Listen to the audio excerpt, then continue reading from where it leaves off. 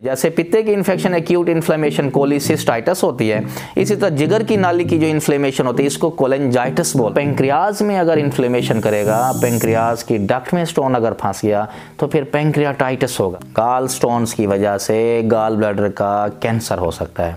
Hello viewers, कैसे हैं आप लोग? जैसे कि आप लोगों को पता है कि हम गाल ब्लैडर से रिलेटेड प्रॉब्लम्स की वीडियो बना रहे हैं और हमने पहले भी वीडियोस बनाई हैं कि जिसमें गाल स्टोन्स की अलामात क्या होती हैं, और हमने एक वीडियो बनाई है कि गाल स्टोन्स बनने की रिस्क फैक्टर क्या हैं, किन पेशेंट्स में बहुत ज़्यादा गाल स्टोन्स बन जाते हैं और कौन से पेशेंट प्रोटेक्टेड होते हैं। आज हम बात करेंगे कि जब ये गाल स्टोन्स बन जाते हैं, वजह कोई भी हो, पेशेंट कोई भी टारगेट पेशेंट हो, अब जब ये गाल स्टोन्स बन जाते हैं तब ये क्या क्या प्रॉब्लम कर सकते हैं, ये कितने ये डेंजरस हो सकते हैं, कितनी हद तक ख़तरनाक हो सकते हैं, और पेशेंट्स को कितना परेशान होना चाहिए या कितनी तसल्ली रखनी चाहिए जब ये पथरियां बन जाती हैं, तो इसके लिए कितना टेंशन लेनी चाहिए। आज हम आप लोगों को बताने की कोशिश करेंगे ताकि आप लोग बर वक्त इनको टैकल कर सकें। जैसा कि हमने पहले भी बताया है, ये साइज़ में रेत के ज़र्रे से लेके गोल्फ़ की जो बॉल होती है उतना इतना इनका साइज़ हो सकता है, और तादाद में ये सिंगल स्टोन्स भी हो सकते हैं और सैकड़ों स्टोन्स भी पित्ते में बन सकते हैं। गाल स्टोन्स चाहे सिंगल हो चाहे मल्टीपल हों, चाहे तो ये अकेला हो चाहे ये बहुत ज़्यादा हों, प्रॉब्लम ना करने पे आएँ तो बहुत ज़्यादा गाल स्टोन्स भी प्रॉब्लम नहीं करते, और प्रॉब्लम करने पे आएँ तो एक भी प्रॉब्लमेटिक हो सकता है और ज़िंदगी अजीरन कर सकता है और प्रॉब्लम कर सकता है। मोस्टली 80% ऑफ केसेस में ये जो गाल स्टोन्स होते हैं कोई प्रॉब्लम नहीं कर रहे होते, इनको बोलते हैं साइलेंट गाल स्टोन्स। ये पथरियाँ बन तो गई हैं, और बनने के तरीका ये होता है कि जो जिगर का पानी आता है वो गाल ब्लैडर में स्टोर होता है, और वो जब स्टोर होता है अब वो उसका फंक्शन होता है स्टोर का, वो स्टोरेज में अब खियानत करना शुरू कर देता है। पित्ता उसमें से पानी जज़्ब कर देगा तो पीछे जो केमिकल बाइल साल्ट्स और एसिड्स होते हैं उनको गाढ़ा करता है और उनको फिर पथरियों में तब्दील कर देता है। तो 80% केसेस में ये कुछ नहीं कर रहे होंगे, पथरियाँ होंगी, इंसिडेंटल फाइंडिंग होगी, मतलब कि पेशेंट को कुछ और प्रॉब्लम होगा, उसके लिए आपके डॉक्टर ने आपको अल्ट्रासाउंड रिकमेंड किया होगा, तो उसमें फिर ये होगा कि मेन प्रॉब्लम के साथ पित्ते में पथरियाँ भी होंगी, लेकिन वो कुछ नहीं कर रही होंगी। ये साइलेंट स्टोन्स होते हैं, ये कुछ नहीं करते। जो 20% जो कैटेगरी है, ग्रुप है, उन पेशेंट्स में ये गाल स्टोन्स प्रॉब्लम कर सकते हैं। अगर हम प्रॉब्लम स्टार्ट से शुरू करें कि क्या कर सकते हैं, ये गाल ब्लैडर की जो पित्ते की दीवार होती है उसको इरिटेशन कर सकते हैं। उसमें ये है कि इससे पेशेंट को क्या होगा, बिलरी कोलिक होगा। बिलरी कोलिक उसको बोलते हैं जो गाल स्टोन्स की वजह से पेन होता है। ये पेन कहाँ पे होता है? जहाँ पे पित्ता होता है, रिब्स के नीचे और पेट के राइट साइड पे ऊपर वाले पोर्शन में। अगर हम पेट के 9 कोने बनाएं, 9 कोने बनाए जाएं, मेडिकली इनको 9 हिस्सों में तकसीम किया जाता है। जो राइट साइड पे ऊपर वाला जो होता है, यहाँ पे पित्ता होता है और इस जगह पे पेन होता है। ये पेन रेडिएट करता है, फैल सकता है बैक की तरफ, ये पेन जा सकता है टिप ऑफ शोल्डर की तरफ, ये पेन जा सकता है पीछे शोल्डर के दरमियान में, दोनों शोल्डर्स के दरमियान में, स्कैपुला जिसको बोलते हैं उनके दरमियान में, ये पेन जा सकता है राइट आर्म में। ये बिलरी कोलिक है।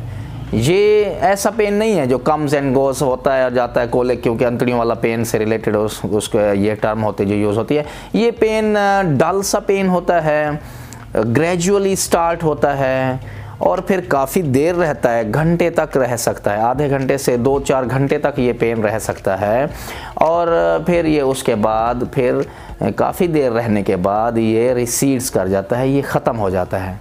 ये बिलरी कोलिक का पेन है, और पित्ते में पथरियाँ जब शरारत करती हैं, इरिटेट करती हैं पित्ते की दीवारों को, तो इस तरह का पेन हो सकता है। तो ये गाल स्टोन इनिशियली इस तरह का काम कर सकती हैं कि ये पेन होगा।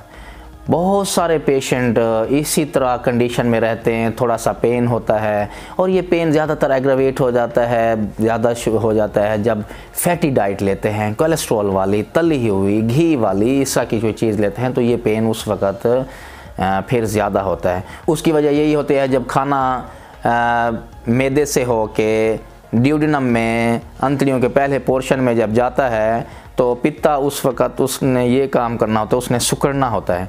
जब वो सुकड़ता है तो पित्ते की पथरी उसे इरिटेट कर रही होती है, तो उस वक़्त ये फिर पेन स्टार्ट हो जाता है। पित्ते में पथरी इससे अगली स्टेज में और क्या काम कर सकती है?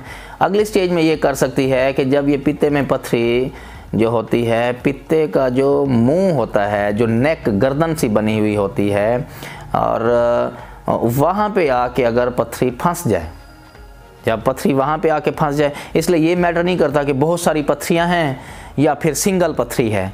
इवन सिंगल स्टोन्स भी अगर नेक पे, गाल ब्लैडर के मुंह पे आके फंस गया है तो भी वो वही प्रॉब्लम करेगा, या फिर उस मल्टीपल स्टोन्स में से एक आके फंस गया है, बाकी चाहे कुछ ना कर रहे हो लेकिन वो एक वही काम करेगा, वही प्रॉब्लम करेगा। जब ये स्टोन फंस जाता है तो अब जिगर वाला पानी, वो तो जो बाइल एसिड्स है, बाइल साल्ट्स है, वो तो पित्ते में नहीं आ सकता क्योंकि रास्ता बंद हो गया है। जिगर की नाली वाला और पित्ते के दरमियान जो होता है रास्ता, वो अब बंद हो गया हुआ है, तो वो तो नहीं हो सकता। लेकिन पित्ता खुद जो है 40 to 50 ml तक म्यूकस प्रोड्यूस करता है, यानी कि उसका अपना पानी प्रोड्यूस होता है। तो वो डेली वो जो प्रोड्यूस हो रहा है और उधर से वो फंसा हुआ है, वहाँ से वो ठीक नहीं हो रहा, वहाँ से हट नहीं रहा, तो उसकी वजह से ये होगा कि पित्ता फूल जाएगा। उसमें वो पानी क्लियर सा जो होगा, म्यूकोसील, म्यूकस इसमें प्रोड्यूस होता है, तो म्यूकस जमा होता जाता है तो वो म्यूकोसील बना देगा, गाल ब्लैडर की म्यूकोसील बना देगा। अब इस दौरान अगर पथरी वहाँ से डिसलॉज नहीं होती है, वहाँ से हटती नहीं है, उसके मुंह से नहीं हटती है, तो ये फूलता जाता है। इसमें अब इस म्यूकोसील में अगर इन्फेक्शन हो जाती है तो फिर ये इन्फेक्टेड म्यूकोसील हो जाती है। एम्पाइमा इसको बोलते हैं, इन्फेक्टेड सा मटेरियल होता है।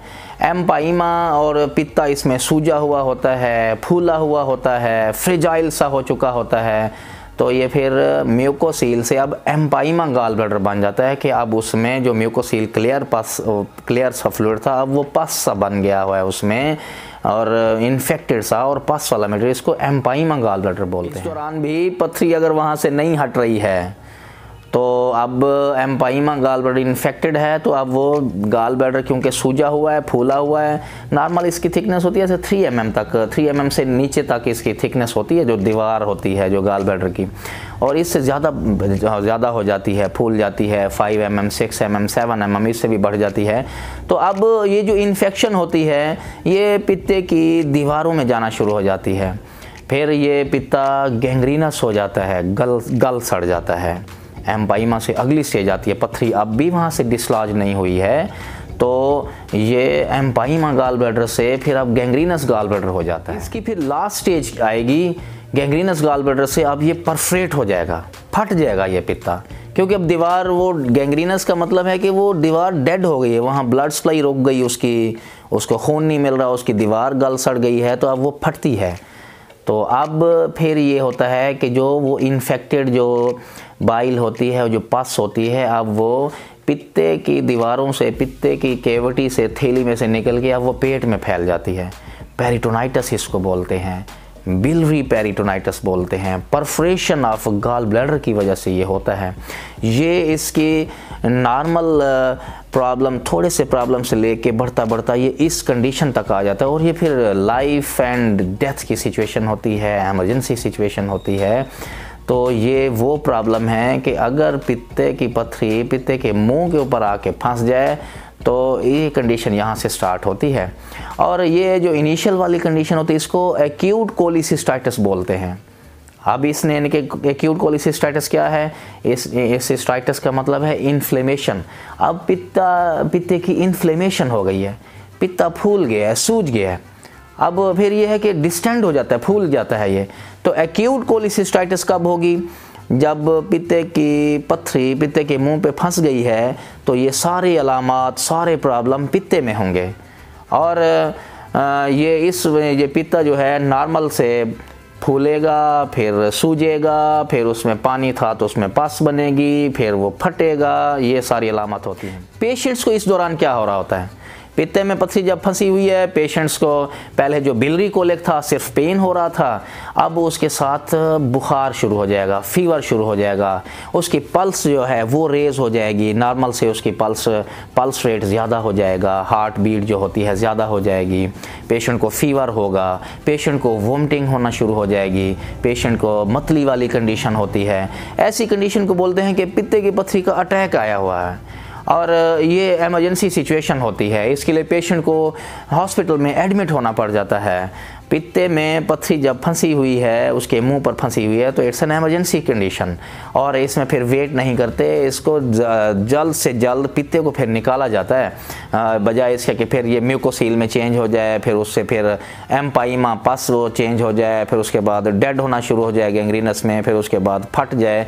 उस कंडीशन से लाने से पहले एक्यूट इन्फ्लेमेशन वाली स्टेज जब होती है, नेक के ऊपर अगर पित्ते की पथरी फंसी हुई है तो इट्स एन इमरजेंसी। तो ये यहाँ से कंडीशन नॉर्मल से लेके इतनी डिस्टर्ब कर सकती है, पेशेंट को फीवर होगा, पेशेंट को जो है वोमिटिंग हो रही होगी, पेशेंट का पेन जो है ना वो रिलीव ख़त्म नहीं हो रहा होगा। जो पेशेंट बिलरी कोलिक वाला पेन होता है 2-3 घंटों में ठीक हो जाना चाहिए, लेकिन जो एक्यूट कोलिसिस्टाइटिस वाला पेन होता है, जो इन्फ्लेमेशन वाला पेन होता है, ये 1-2 दिन तक चला जाता है जब तक कि वो प्रॉब्लम ठीक नहीं होता। ये तो थी कॉम्प्लिकेशन उस वक़्त जो कि पित्ते के अंदर हो रही हैं सारी, और पित्ते में जो पथरी है वो पित्ते के मुंह के ऊपर जब फंसी हुई होती है। अब ऐसी कंडीशन भी हो सकती है कि जो पथरियाँ और वो जो छोटी पथरियाँ होती हैं ना, पेशेंट ये कह रहे होते हैं कि छोटी छोटी पथरियाँ हैं, इसका क्या करना है, ये ख़त्म हो जाएंगी। ये बड़ी डेंजरस होती हैं जो छोटी पथरियाँ होती हैं। जो बड़ी पथरी है वो इतना ज़्यादा डेंजरस नहीं होती है। जो छोटी पथरी होती है वो पित्ते में से निकल के और जिगर की नाली में पास हो जाती है। जब ये जिगर की नाली में पास होती है तो फिर वहाँ पे फंस जाती है। जिगर की नाली सीबीडी बोलते हैं। सीबीडी जो है, जिगर की जो नाली है, ये पित्ते के साथ कनेक्टेड होती है एक छोटी डक्ट के साथ, सिस्टिक डक्ट उसको बोलते हैं। सिस्टिक डक्ट यानी कि गॉल ब्लैडर वाली पित्ते वाली जो नाली होती है, पित्ते वाली नाली जिगर वाली नाली के साथ कनेक्टेड होती है। तो ये छोटी छोटी जो पथरियाँ होती हैं कोलेस्ट्रॉल वाली, ये स्लिप कर जाती हैं। छोटी पथरियाँ बड़ी डेंजरस हैं। छोटी पथरियों को इजी नहीं लेना है, इसके लिए you have to worry about the small gall stones. ये बड़ी डेंजरस होती हैं क्योंकि ये स्लिप कर जाती हैं, और ऐसे नहीं है कि छोटी सी हैं तो ये कुछ नहीं कर रही हैं तो फिर इसको बाद में देख लेंगे।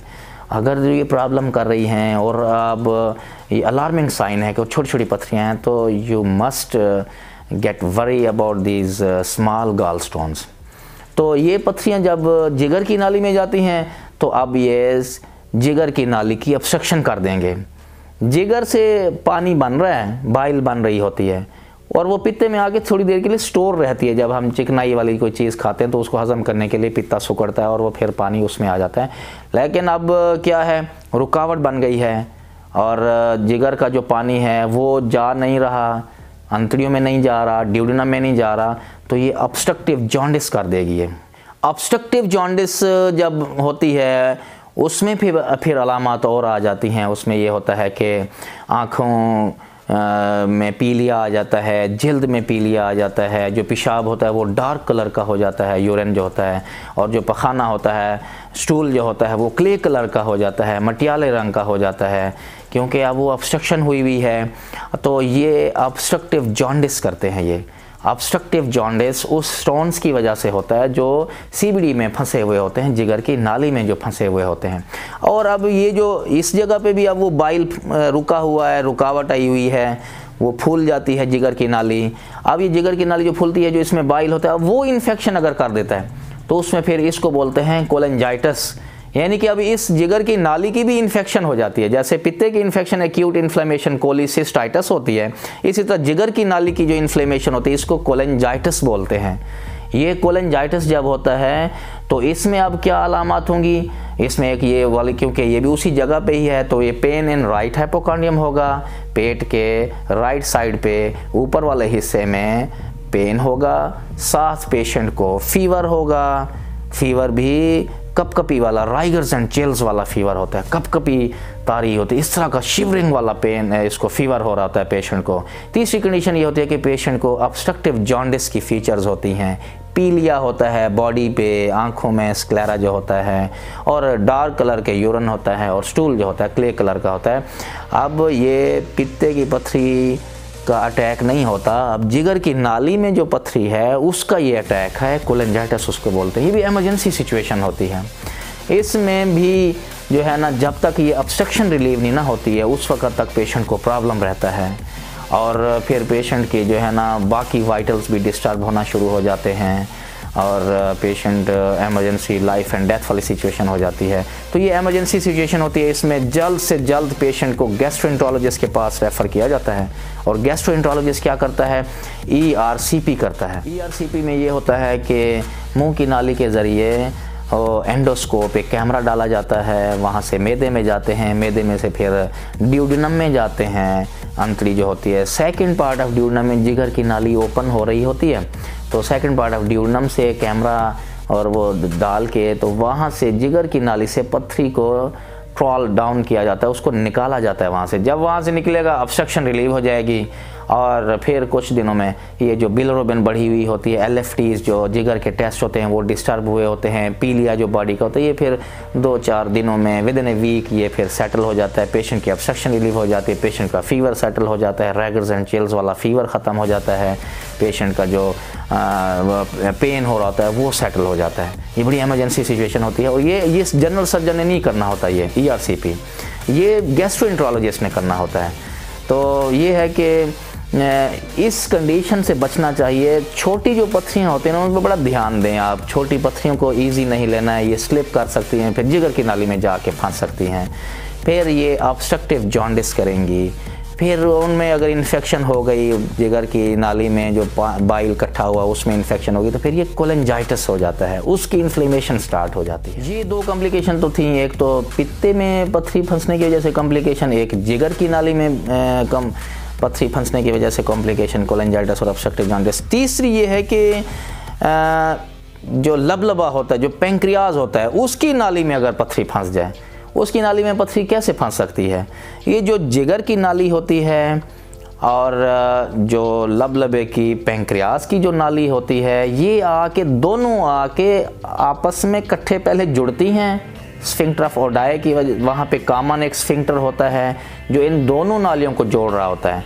एक ये CBD जिगर की नाली वाला हो गया, और ये पेंक्रियाज की नाली वाला जो डक्ट होती है, पेंक्रियाटिक डक्ट होती है, ये दोनों आके इसी तरह जुड़ जाती हैं, आपस में जुड़ती हैं। इन दोनों के इर्द गिर्द स्फिंक्टर होता है, स्फिंक्टर ऑफ ओडाई बोलते हैं उनको, तो एक कॉमन स्फिंक्टर होता है। यहाँ से फिर ये ड्यूडेनम में जाके एंटर होते हैं, जो सेकंड पार्ट होता है ड्यूडेनम का, अंतड़ियों का। तो वो स्टोन जो होता है वो ऐसे भी कर सकता है कि ये अब लबलबे वाले जो पेंक्रियाज है उसकी डक्ट को ये अगर ब्लॉक कर दे, तो फिर जो कॉम्प्लिकेशन होगी वो पेंक्रियाज से रिलेटेड होगी, लबलबे से रिलेटेड होगी। उसकी वजह से फिर ये क्या होता है, पेंक्रियाटाइटिस कर सकता है। जैसे पित्ते की इन्फ्लेमेशन की थी तो कोलिसिस्टाइटिस किया था, जिगर की नाली में इन्फ्लेमेशन की, इन्फेक्शन की तो कोलेंजाइटिस किया। इसी तरह पेंक्रियाज में अगर इन्फ्लेमेशन करेगा, पेंक्रियाज की डक्ट में स्टोन अगर फंस गया तो फिर पेंक्रियाटाइटिस होगा। पेंक्रियाटाइटिस में ये इमरजेंसी सिचुएशन होती है, इसमें एडमिट करना पड़ जाता है, इसमें क्योंकि अब जो पेंक्रियाज के एंजाइम होते हैं वो ब्लॉक हो जाते हैं, वो अंतड़ियों में नहीं आ सकते, तो सेंट्रल एब्डोमिनल एपिगैस्ट्रिक रीजन में पेन होता है, और ये पेन बैक इधर से ही बैक की तरफ जाता है, पीछे रीढ़ की हड्डी की तरफ जाता है ये, और ये जब आगे झुक के बैठते हैं तो उसके ऊपर प्रेशर कम पड़ता है और पेन थोड़ा सा रिलीफ होता है, वरना बैठने से, लेटने से ये पेन बहुत ज़्यादा होता है। इसमें भी पेशेंट के वाइटल्स और पेशेंट की जो अलामत हैं बिगड़ना शुरू हो जाती हैं, पेशेंट को दाखिले की ज़रूरत होती है, और ये भी इमरजेंसी सिचुएशन है। इसको भी ठीक उसी तरह ERCP से, इस डक्ट को ERCP से जैसे जिगर की नाली से पथरी निकाली जाती है, इसी तरह पेंक्रियाज की नाली से भी पथरी निकाली जाती है। तो फिर ये इन्फ्लेमेशन का जो इन्फ्लेमेशन और इन्फेक्शन होती है वो ख़त्म होती है। नहीं तो फिर पेंक्रियाटाइटिस होगा, पेंक्रियाटाइटिस वाला एरिया जो क्योंकि पीछे ब्लॉक होता है तो फिर पेंक्रियाज सूजना फूलना शुरू हो जाता है, स्वोलन हो जाता है, और वो एरिया फिर स्वोलन होने के बाद फिर उसकी ब्लड सप्लाई इतना स्वोलन हो जाता है कि ब्लड सप्लाई रुक जाती है और फिर वो एरिया डेड हो जाता है, नेक्रोसिस होना शुरू हो जाती है और पेशेंट के डेथ के करीब पेशेंट पहुंच जाता है, मॉर्टेलिटी बढ़ जाती है, मॉर्बिडिटी बढ़ जाती है। चौथी किस्म की कॉम्प्लिकेशन जो कि बहुत ही सीवियर है, डेंजरस है, लेकिन है बहुत रेयर। कुदरत ने ऐसे रखा है कि जो भी ख़तरनाक चीज़ें हैं ना वो बहुत कम ही होती हैं। गाल ब्लैडर का कैंसर हो सकता है, गाल स्टोन्स की वजह से गाल ब्लैडर का कैंसर हो सकता है। गाल ब्लैडर का कैंसर 3 फोल्ड इंक्रीज़ हो जाता है, लेकिन गाल स्टोन्स अगर 10 से 15 साल तक पित्ते में रहते हैं, गाल ब्लैडर में रहते हैं, तो फिर ये गाल ब्लैडर का कैंसर इसका रिस्क 3 फोल्ड इंक्रीज़ हो सकता है। इवन गाल ब्लैडर का रिस्क इंक्रीज़ होता है, लेकिन फिर भी बहुत रेयर है, बहुत ही रेयर देखने में आया है कि गाल ब्लैडर का कैंसर हो। लेकिन ये पॉसिबिलिटी रूल आउट नहीं की जा सकती। गाल ब्लैडर का कैंसर का रिस्क बढ़ जाता है गाल स्टोन्स की वजह से, और लेकिन काफ़ी अरसे तक अगर रहे तो उसका मैकेनिज़्म ये है कि ये जो गाल स्टोन्स होते हैं ये गाल ब्लैडर की वाल को इरिटेट करते रहते हैं, टच करते रहते हैं, रगड़ लगाते रहते हैं। तो उसका जो उसकी लेयर है, उसकी जो दीवारें हैं, उसके ऊपर रगड़ लग के उनमें जो एंडोथीलियम वाला पोर्शन होता है, म्यूकोजल पोर्शन जो होता है, उसमें फिर तब्दीलियाँ आना शुरू हो जाती हैं। उसमें फिर ऐसी तब्दीलियाँ आना शुरू हो जाती हैं उसके सेल्स में, खुलियों में, कि वो कैंसर की तरफ चेंज होना शुरू हो जाते हैं। तो गाल ब्लैडर कैंसर इन गाल स्टोन्स की वजह से हो सकता है। ओवरऑल तो 3 गुना इसका फैक्टर रिस्क बढ़ जाता है, लेकिन फिर भी ये है बहुत ही रेयर है कि गाल ब्लैडर का कैंसर हो। पॉसिबिलिटी है कि कैंसर हो सकता है। तो मैसेज ये है कि ये गाल स्टोन्स देखें साइलेंट से हो के कैंसर तक कर सकते हैं। इसलिए अगर तो गाल स्टोन्स प्रॉब्लम कर रहे हैं तो फिर आप इनको निकलवाएं। ये कोई ऐसा वाइटल ऑर्गन नहीं है जिस तरह के गुर्दों में पथरी होती है तो हम फिर ऐसा नहीं कि हम उनको गुर्दों को तो नहीं निकाल सकते, क्योंकि उसमें जो पथरी बनी हुई होती है वो किसी वजह से बन रही होती है, किसी डाइट की, किसी खाने की वजह से बन रही होती है। वो बस पथरी निकाल दें, वो डाइट हटा दें, तो फिर जो है ना उसमें गुर्दे क्वाइट नॉर्मली फंक्शन करेंगे और उनका बड़ा इम्पोर्टेंट काम है। लेकिन ये है कि ये जो पित्त में पथरी जब बन जाती है तो अब पित्ते ने अपना काम छोड़ दिया है। गुर्दे में पथरी बनती है तो गुर्दा फिर भी अपना काम कर रहा होता है, वो तो किसी वजह से पथरी बन रही है।